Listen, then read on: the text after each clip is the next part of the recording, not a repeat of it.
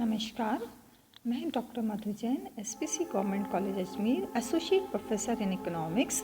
हमने अपने पिछले वीडियो में जो है जीवन तालिका उसके कॉलम, उनके उपयोग या महत्व पर चर्चा की थी। आज हम पुनः उसी चर्चा को आगे बढ़ाते हुए निश्चल और स्थिर जनसंख्या मॉडल पर चर्चा करेंगे, यानी stationary and stable population model क्या है। जीवन तालिकाओं की सहायता से काल्पनिक जनसंख्या मॉडलों का सर्वप्रथम 1925 में निर्माण लॉटका ने किया था। जो एजे लॉटका है, उन्होंने ही सर्वप्रथम इसका उपयोग 1925 में किया था। उनके उपरांत प्रोफेसर एजे कॉल और डीवी ग्लास ने पृथक पृथक विधियों का प्रयोग कर स्थिर जनसंख्या के काल्पनिक मॉडलों का निर्माण किया, जिसकी सहायता से जनसंख्या वृद्धि दर आदि का पता लगाया जाना संभव हो सका है।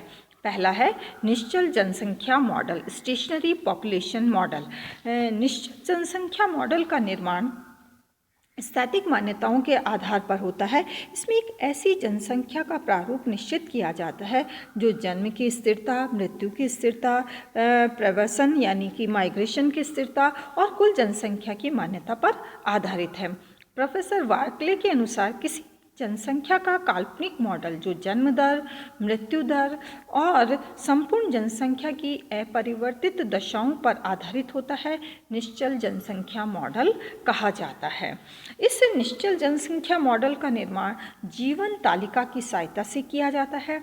इस मॉडल में प्रत्येक आयु पर प्रारंभिक जनसंख्या को 1 लाख या 10 लाख से प्रारंभ किया जाता है। इस तरह का मॉडल पुरुषों और स्त्रियों दोनों के लिए एक साथ बनाया जा सकता है। यदि जीवन तालिका में प्रयुक्त संकेत LX किसी आयु X पर जीवित रहने वाले व्यक्तियों की संख्या, DX इसी आयु पर मृत्यु की संख्या को बताता है, तो LX कैपिटल LX और NLX मध्यम वर्गीय जनसंख्या, TX निश्चित संख्या है जो उस स्तंभ के मूल्य के TO पर निर्भर है और इसे हम यथावत निश्चल जनसंख्या मानकर चलते हैं। तो निश्चल जनसंख्या की अवधारणा के आधार पर जन्म और मृत्यु दर निकाली जा सकती है, जैसा कि निम्न सूत्र में बताया गया है। I0 divided by T0 into K।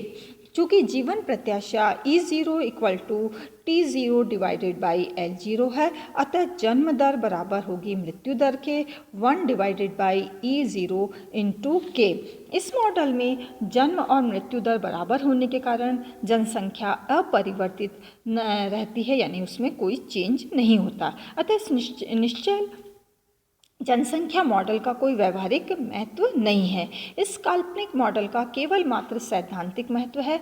वो ये है कि इस मॉडल का प्रयोग करके हम एक तो ये अध्ययन कर सकते हैं कि इन स्थिर अवस्थाओं पर आधारित जनसंख्या की संरचना क्या हो सकती है, और दूसरा इसकी तुलना वास्तविक जनसंख्या से की जा सकती है जिसमें जन्म और मृत्यु दरें परिवर्तित होती रहती है।